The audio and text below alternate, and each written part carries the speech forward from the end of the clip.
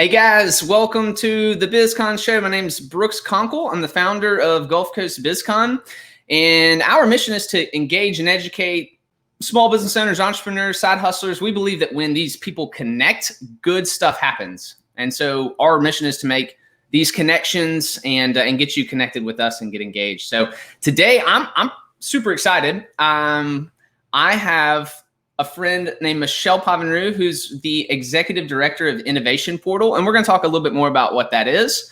So she's been on her profile, it says a startup cheerleader for the past 15 years, which I find incredibly cool. So she's been in the scene in Colorado for the last 13 years. She's originally from Mobile, and we won her back. We won her back to Lower Alabama.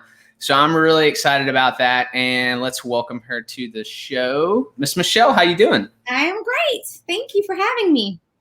Heck yeah. So we go really far back. I know you're from Mobile originally, and we know each other from when you were born and raised here in town in Mobile, which is where we are. If anybody's watching this from wherever, we're in Lower Alabama. We're in Mobile right now. And then you disappeared. But you went to a really cool place. I'm glad that you got experience in Colorado. Colorado is a place that I have actually wanted to kind of live for a while. So you lived there for how long? Almost 15 years.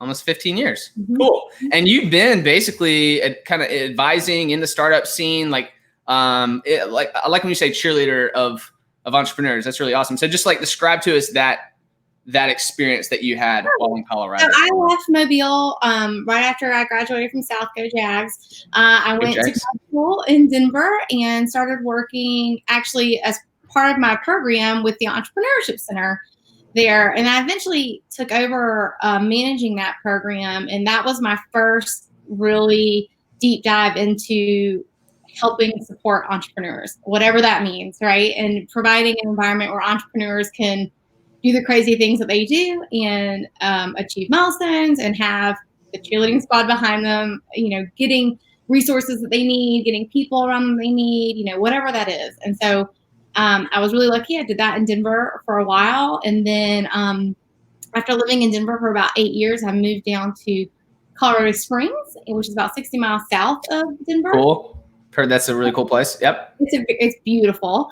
It was a little bit more like Mobile. It was a little bit smaller town, a little more community based. And so I really loved that. And I got plugged in with a nonprofit that's kind of similar to Innovation Portal that supports entrepreneurs and startups, and became the executive director. And same thing, was trying to cultivate resources and cultivate a community around entrepreneurs to help them be successful. So you've been in the game. You've been surrounded by probably a bunch of kind of wild, crazy people. Because entrepreneur, I know entrepreneurs is a big word, right? It has a really wide range of definition, and a lot of people would probably describe it in different ways. It doesn't matter. But one of the ways that I see entrepreneurs is kind of like an artist, because they are creative, innovative. They're ever changing the way that they do things, their style. And they oftentimes need structure around them, right? Which I feel like artists need. What's that? You need bumpers. They need, artists need bumpers. Entrepreneurs 100% need bumpers, especially because you just need, you need, because you can't be all the pieces of the puzzle, right? In a business, entrepreneurs, maybe you're a great operator, for your business, but I'm just now coming to the realization personally that I am not the best operator. I need tons of help. And I've been, that's all we all do. Yeah, exactly. Which I think is also powerful as well, to realize that no one has all the answers. No one has it all, put together. We're all figuring out life in general. I mean, that gets a little bit more philosophical and bigger, in the point of that conversation. But if you take that realization, that first step of saying that's pretty powerful, just for a person to kind of say that and then realize that. But yeah, so I had that self-realization just kind of recently, like in business. So it's great to have people like you, you know what I mean, that are in those positions. And that's what you're doing, is kind of trying to lead and guide. I don't want to put words in your mouth, but would you say that you were kind of the bumpers? I love that. You say there's so many different ways to describe an entrepreneur, and I agree. And I think the quick description that I always think of is, they're problem-solving opportunists. And the thing about actually more than just you can't do it alone and you need to surround yourself with a team so that you can do the things that you're really good at and have an opportunity to grow bigger or have more impact than you could on your own, is that there's no shortage of opportunities. And actually what I have found is that if you're an entrepreneur, you're always thinking about new ways to do things or new opportunities. And it's to get somebody to say, well, you can only do so many at a time, pick one or pick two. Sometimes you can do two. But that's actually more what it is getting somebody focused enough to actually materialize the opportunity that they have identified and they've gotten excited about, or at least pass it on to somebody else before they just jump to the next thing. Because they have like a sixth sense or a different vision. They can see things that not other people can see sometimes, and they have a drive to actually pursue them. And so sometimes that's really, really cool, and that can yield really awesome things. And sometimes it can just create chaos. And so partners like to give support, but also to sometimes provide maybe a little focus where they can't find it themselves because they're either too in it or just keep moving on to the next thing, you know? Yeah. So let me ask you this: in your experience over the last, those last dozen years plus, do you often find that like the entrepreneurs typically have these multiple ideas that they're kind of going after, or are there different breeds within entrepreneurs where some of them are very like, no problem, I'm laser focused, or are the multitude like kind of scattered a little bit? Great question. I would say there's a combination, right? Like there's always a spectrum to everything, and there like people fall along a spectrum in different places. But I will say more times than not, if they are of a certain kind of mindset and a certain type of person where they are just someone like you, super gregarious, super hungry, just they drive. They're gonna apply that to many different things, and they won't be able to help themselves but to see opportunities and to want to exploit on those opportunities for some benefit, right? And so I would say that, I was just on a conversation, with all the stuff that's going on with COVID, there's just all these new problems that are coming up that need solutions. And, every time we put something out to found like, oh yeah, I've already started that and I'm doing this and I'm going to do this. And then, because, they've already started to spin off different things to respond to problems, and I just think that's probably that's very common in my experience. Yeah. So I was asking that question for a friend. I swear I wasn't asking it for myself.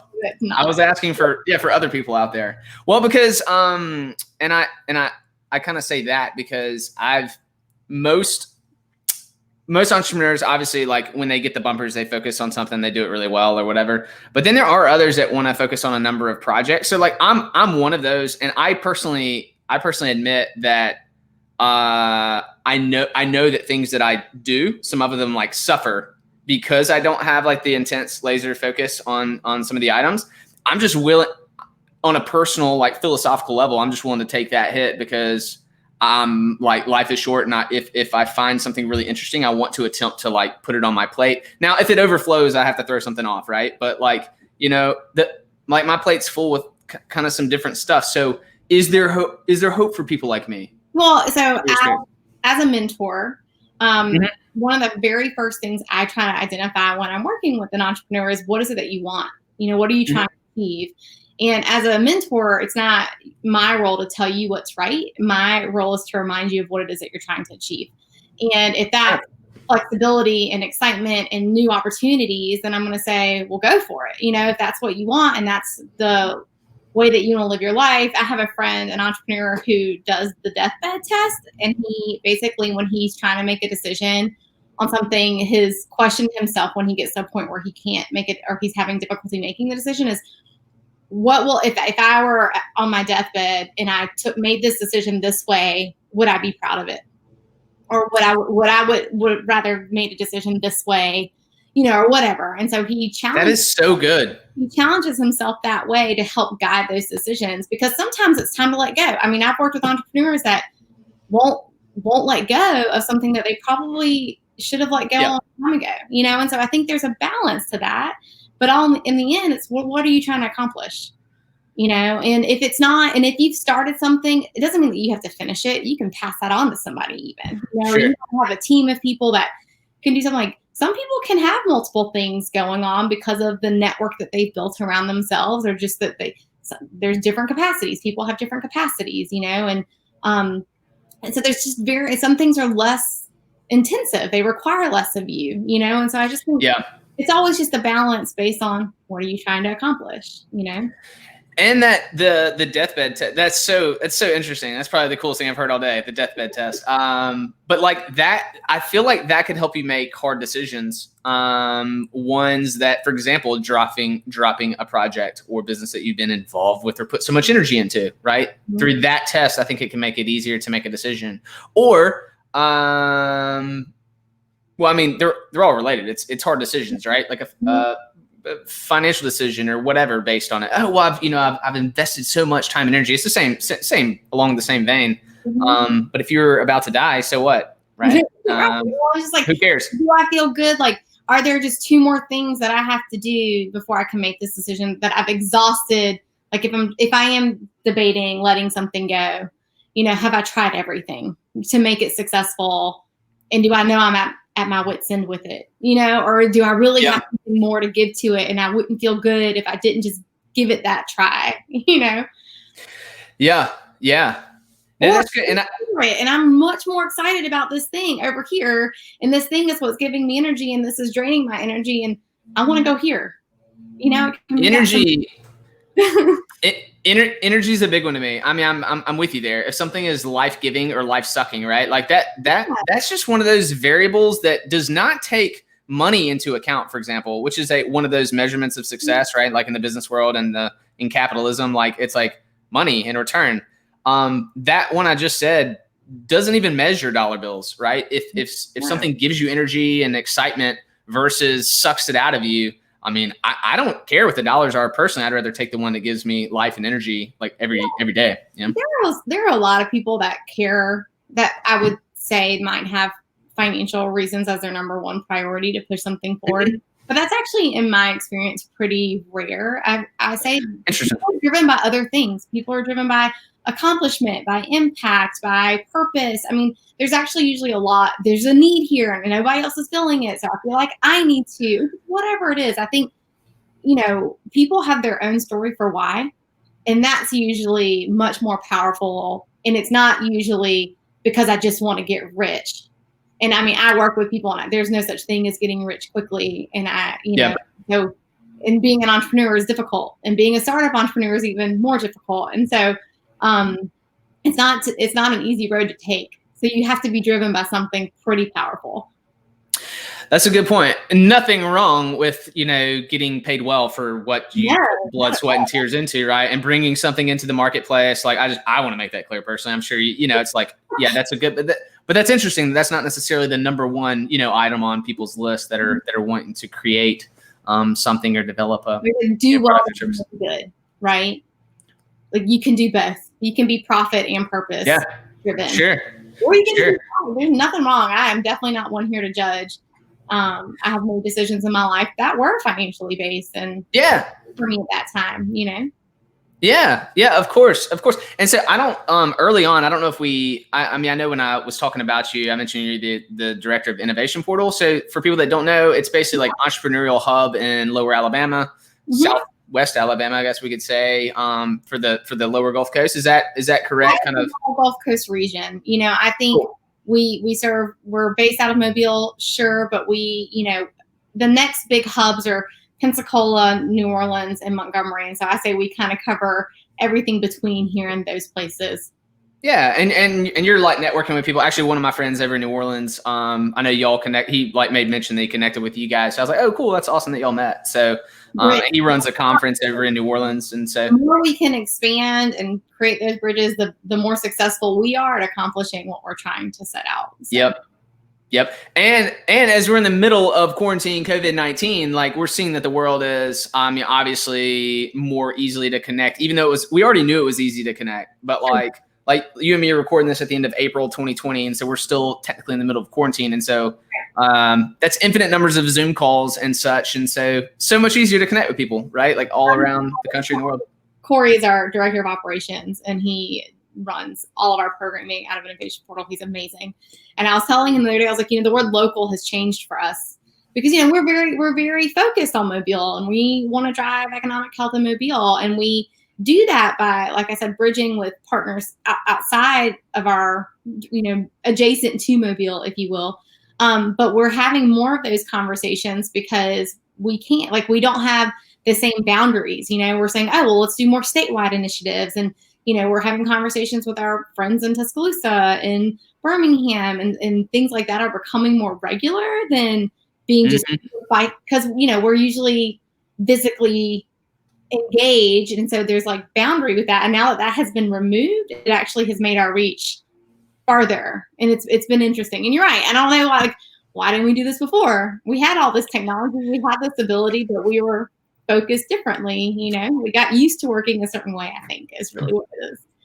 Definitely being used to it, being comfortable, being, it's just the way it is.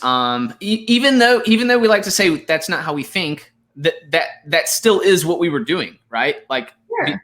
Because we were. And so for me personally, some of the projects I'm involved in, I've seen there's been more innovation with us in the last 3 weeks than we've had in the last year. And I'm like, why weren't we doing some of these things that we're doing right now?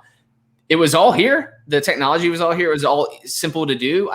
We didn't have to. And I don't know if you had a similar experience in your 20s as I did, but in my 20s, as I was becoming of, and decided that age 25 was the age where I had to be an adult. That was it. That was the number, huh? I don't know why I pushed it out as far as I possibly could. And I just was but in that coming of there were things that I saw that I hadn't seen before. And when that happens, whenever I moved to Colorado, I wasn't around my family. I wasn't around my friends. I was out of the South, and things were different. And being in that environment, it started making me challenge things that I thought I knew of myself and of my life. And I feel like that's where we are now with COVID, is that we have been challenged to live differently. And so because of that, it makes us challenge other things, oh, well, why am I not talking to these people, across the country more? I mean, I was on a webinar with a guy who runs an urban tech accelerator in Denmark. I would have never been on that webinar before, but it's oh, we're talking about how other ecosystems are thriving and what they're doing, and share the amount of cross community reach of let's share resources and what are you doing is been phenomenal. Yeah. Everything else has been challenged, why not this too? And I just think there's something really innovatively sparked with that, is that we're being challenged ourselves. Yep. in our life, Exactly. I agree with you. And I think it's kind of what we were talking about before we hit record and started the shed, that I think you and I both kind of share the mindset. We're kind of excited to see what fully comes out of this, right? What are the quote unquote, the new norm or whatever, what things do we keep pushing forward with, and what we've seen kind of change and happen just over the last month or two. Right. So, I mean, we've already seen changes. And so which of these changes we're going to continue, and or how he's going to change things. I think it's interesting that in some ways we have been forced to change things that we didn't want to. And then there are other things that were maybe easier to change, but I just don't believe that we'll go back to what it was. I mean, it's not going to be the same, even if it's just slight differences. I think it's going to have an exponential kind of impact on us over time, or have a compound effect on what we're able to do and how we do it, unlike we've seen in a long time. I'm with you. I'm totally with you on that. So that for that, I've been having the saying, make that lemonade delicious, because I'm clearly we got this bucket of lemons, right? I'm just make it tasty, man. Get out there and try some new stuff, do the stuff you're doing, and so that's the part that I'm interested to see, right? Yeah, going forward, that's what I want to see. All right, now important question: are our Lower Alabama entrepreneurs, are we going to hold some light to these Coloradians? I don't know how to say it. The folks from Colorado? Of course. All right, cool. I mean, I think glad to hear. Entrepreneurship's a mindset. Again, there's no shortage of opportunity. Sometimes some communities are better at spotlighting those and highlighting those and showcasing those better than others. And Mobile specifically has had some pretty significant wins. In fact, I don't know if you realize that the biggest exit that's happened out of Alabama happened in Mobile. And, so I mean, there's some things what's the company? What's the company? Southern Light. And for okay, you, okay, cool. Yeah. The biggest exit in Alabama, and we don't talk about it, and we don't realize that, I get that shift is newer, and that happened in Birmingham, and that's really awesome. But we do have our own story. We're just not celebrating it. So that's actually a really good question. So we're celebrating it right now on this show. We're talking about it. Shout out to Southern Light. Like it's an incredible story. It was like approaching, was it $750 million almost, right? I think it's 700 something $million, right? So I think that's public information. I guess I've heard that number like a number of times. So so the question, and actually Corey was the first one to bring that up to me and gave me that bit of information. He's a staff member at Innovation Portal. And so he asked the question, why wasn't that highlighted? Why wasn't that showcased? Why didn't that get the same exposure that Shipt got, right? So I don't know the answer, but we're going to change that. If you have an answer to it, maybe you have an idea why. I don't know. I'm going to go off a little bit and share something that has been surprising, but also like not surprising. So I moved back last summer after I told myself and everybody else that I was never coming back. And now I'm in a place where I can't imagine being anywhere else. This was the right move for me. And what happened was, as I started coming back and reaching out to old friends and meeting more people, especially the Mobilians who haven't left Mobile, there's a pretty negative narrative, or like a shame-filled narrative about Mobile. And I think that is fascinating. And typically if you dig into it or challenge it a little bit, there's no reason for it. It's become something that like, oh, it's cool for me to bash Mobile, because then it makes me seem like I don't think we're cooler than we are, or I don't want to seem like, it's a weird thing, and I don't understand it completely. Usually I'm like, well, what do you want to be different? Because I love economics. I work in economic development, and from an economic standpoint, Mobile is killing it. I mean, we've got a very diverse we've got a lot of different industries that are strong here in the economy, which is, especially for a city this size, is pretty impressive. There's a lot of wealth in here. This community is really strong. We have a lot of diversity. I mean, there's just so many aspects that when I was working in Colorado, we couldn't get right, and here it's happening. And it's a beautiful city. I mean, I walked downtown when I first moved here. I was like, gosh, I kind of forgot it was so pretty. I'm like, this is beautiful. And you have the bay, and I miss the beach every day. There's just these, from a natural resource, a natural asset list, like Mobile's got it. But I don't know what it is about some of our friends and neighbors who don't see that, or maybe don't value it. And so this all has come back to say, I think sometimes we don't know how to talk well about ourselves, and I think either we're worried, because I think we're comparing ourselves to a false, to something that maybe we think is cooler than us, but actually we're in par with it. Actually, we're just as beautiful, and I think sometimes people doubt that. And so instead of making it seem like, oh, well, I don't know any better, we just try to be like, oh, well, that was okay.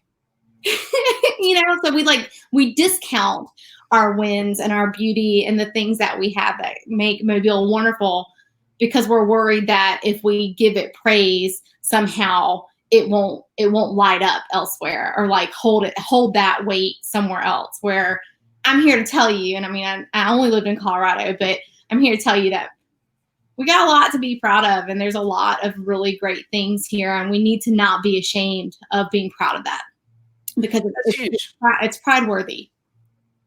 That's great. Yeah, I think, and obviously this isn't like a show about Mobile, but for anyone listening that's like all over. For me.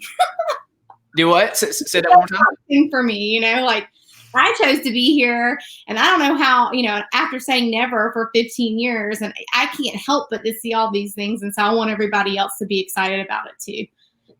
That's awesome. Yeah, that's good. So yeah, so folks come and check out Mobile and get a sample of it. Not to go off on that, but I do think it does have to do with something to do with people that are long time here that have not left potentially and had the opportunity to come back, because that's kind of my story as well. I didn't leave for 13 years, but I traveled for like a year and a half and lived abroad and then came back, and I had an immediate additional respect that I didn't have for the community, even just in a year and a half away. And so for you doing that, it's very interesting. Maybe that's a part of that psychology. Like, it's super simple. Grass is always greener. I think so. Yeah, that's what was going through my head actually while you were telling the story. I was like, yeah, the grass is always greener. This other place is cool. And anytime I tell people this is a realization I've had when you go and travel somewhere and you're like, God, place is so cool, I want to move there. I'm like, man, you were there for 3 days. Like, of course it's cool. Like, you're not going to like the everyday whatever. You're staying, you're doing something neat. You're having this new adventure. Yeah. Right. So that just makes a place cool. Actually, I have a lot of I get, whenever I travel, specifically when I go international, I have a time period where I have to re-enter my normal life, but it's not because of where I live. It's because I didn't have to I got to do whatever I wanted. I was eating and drinking and walking, and I wasn't working, and I didn't have responsibilities, and so I think sometimes we forget that exactly like you said, we're vacationing. But I always, I kind of go, well, yeah, but this was great, but I'd never want to live there. Interesting. Yeah. I don't live there. Interesting. No, that's a good point. So innovation portal. So let's say, I don't want to discount people like outside of our area that'll be connecting with this or whatever. So let's say, just from what you've learned in general, kind of being that cheerleader for startups, over the last, 13 years or so, what are some of the biggest kind of key takeaways, like repetitive things that you've seen that are patterns that could really maybe help someone that you're like, man, these are the 3 biggest things I've seen over the last 13 years. Like just some of those just thoughts or ideas, if you have any. I think sometimes it's helpful for me to talk about the opposite of that in a way. So sometimes where I see people make mistakes is not actually focusing on the right thing. So I've worked with a lot of entrepreneurs that have fallen so in love with their solution that they have forgotten to identify if it's an appropriate solution actually to the problem they're trying to solve, right? And so they get stuck because what they're actually creating is not what the market wants, And so ultimately, whether you're a for-profit, nonprofit, social impact business, anything, you have to be able to get customers, and you have to get, you have to be able to build market presence. And if you can't do that, you're a business, then you can't be in business. And I think, going back to what we were saying earlier about staying focused, but you have to stay focused on the right things, right? And you have to work really hard. It's a lot of work. And I think when I see founders be very successful, they leverage as much as they possibly can in their network, whether it's mentors, whether it's colleagues, people outside of their neighborhood. They don't get scared of going out and sharing their ideas and sharing their challenges, and they're constantly actually trying to work through them. And so I think those have been the most common trends. I just, I always say I can usually tell within, 5-10 minutes of meeting someone for the first time, if they're an entrepreneur, like whether I think they're going to make it or not. And it's not necessarily because of the opportunity, it's because of their own attitude and their own drive. And even if they're not successful with this thing, they're going to be successful with something because they just have the right attitude and the right drive and the right mindset, and their growth focus, and they're driven really hard by something that's more than just, something that's not sustainable, Well, that leads me to like 80 other thoughts. Like the whole time you were answering all that stuff, I don't know if I'll remember them all, recap them. I should have read some things, but like the very, yeah, it's all good. But the very last thing you said about, okay. So one of the thoughts I had was, I'm wondering, do a lot of the entrepreneurs that you come across, do they think it's going to be easy, or like, do they think maybe it's not going to take as much work as what they're thinking? You don't have to answer that right now, but anyway, but that was like one of my thoughts. And then at the tail end, that kind of goes to that key part that I feel like one of the things we just don't talk about as much is failure. I know we know, look, like we all logically know that like failure's a part, and like we see these videos and motivation, like, oh, failure's the path, like you're gonna fail and you're gonna fail a lot. You got to learn to get excited about failing. Like for me, like truth be told, and I'm like, okay, failing is really important. I think we should talk about it more and like have more public dialogue about it, because I feel like that helps everyone, especially. So the people I talk to about that the most is other entrepreneurs, right? Like, oh man, here's where I screwed up. Not necessarily publicly, but I think publicly would be a better platform maybe to find the right way to do it. It's just like, how do you do it? Maybe it's to a public network of entrepreneurs, but that's one thought. But it doesn't stop failing or hitting a brick wall. It doesn't stop it from hurting. It still hurts really bad. I think that's the part maybe that we have to start kind of being more open and discussing, as saying like, okay, clearly it's going to happen. It's actually the way you're going to find the right answer. It's the way you're going to get to the right thing. You're going to hit bumpers. Maybe those bumpers hurt, they're walls, whatever. And at the end of the day, you're going to find the right path, but it doesn't mean it's not going to hurt. You know, in fact, it actually sucks, and it kind of hurts your feelings, and you feel bad because you publicly said one thing and that didn't work out, and now you have to save face. And like those are real struggles that I think maybe you've seen over the last 13 years from people. To answer your first question, I do come across people who want to be entrepreneurs, but they actually don't have what it takes, and that's hard work and commitment, or people just looking for shortcuts. And no, you should be efficient, and you should be looking for ways to automate your business and things like that. That's different. But when you're legitimately trying to find shortcuts, they typically fizzle themselves out. So that's an answer to your first question. So I love the topic of failure. Nobody wants to fail. Cool. Nobody wants to be ruined, right? But I think there's, how do we define that word?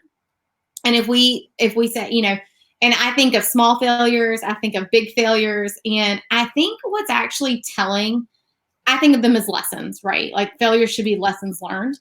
But that all depends on how you react to the failure, actually. Yep. And so what we talk about when we celebrate failure, typically we're celebrating an entrepreneur that learned something and did something else, either with that failure or didn't let it stop them. You know, they kept moving forward in some way on something, and that failure helped inform how they did that better. And then we celebrate that failure. We don't typically, like, when somebody's in their failure, or their like business has just died, or, you know, they made some big drastic decision that they couldn't come back from, whatever.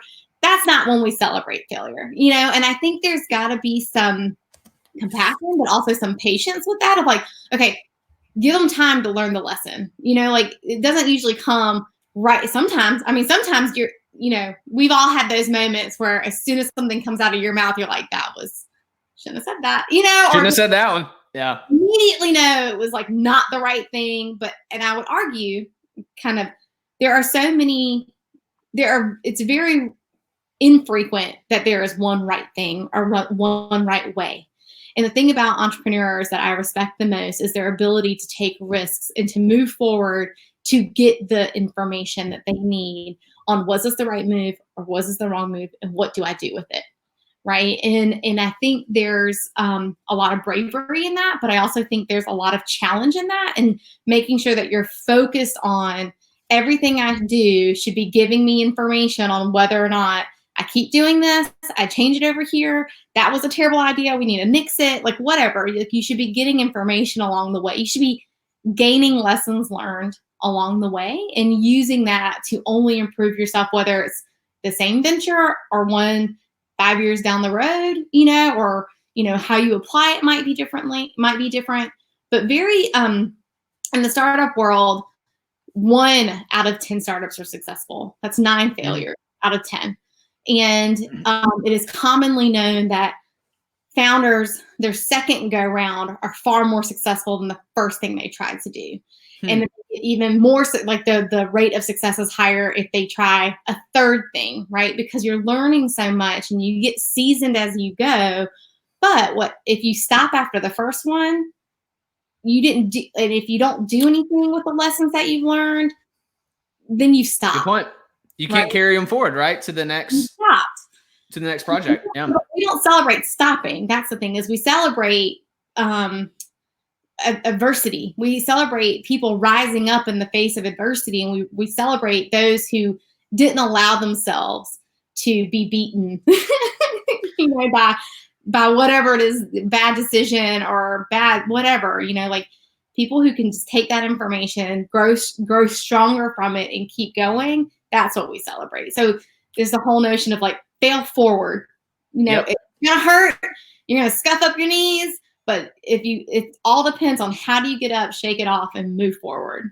The funny, I guess the point, or kind of what I was saying to that, is so fail forward is one of those things that you often hear, right? It's like I logically know this. People logically, entrepreneurs logically know that. But until you've actually done that failing and like gotten up and moved forward, it's very hard to be empathetic to how that actually feels, like what you actually go through in like a screw up, whether it's just a bad business decision or, business failure where you have to pivot and innovate. Or I guess a lot of people right now are getting, brunt of a lot of this, and it's actually out of our control, right? So, I mean, COVID-19 is a perfect example of forcing some people into like failure, and it's not even your fault. You know what I mean? Like it's nothing that you even did.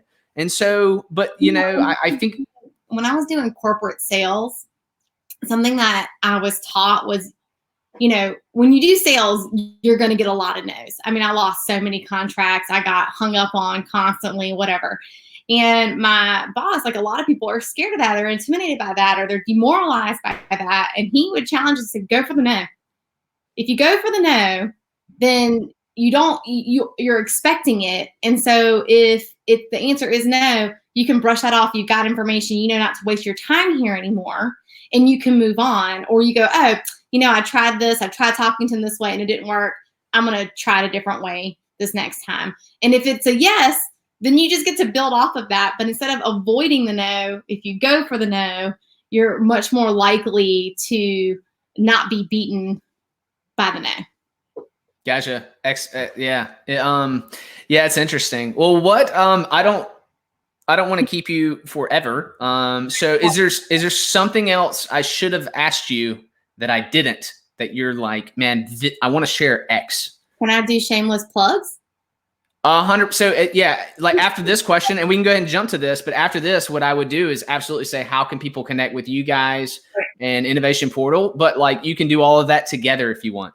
I think the biggest thing is, especially Mobilians, I'm going to say, just get started. You got to do something, right? If you have an idea, talk to somebody about it. We have amazing resources here in Mobile.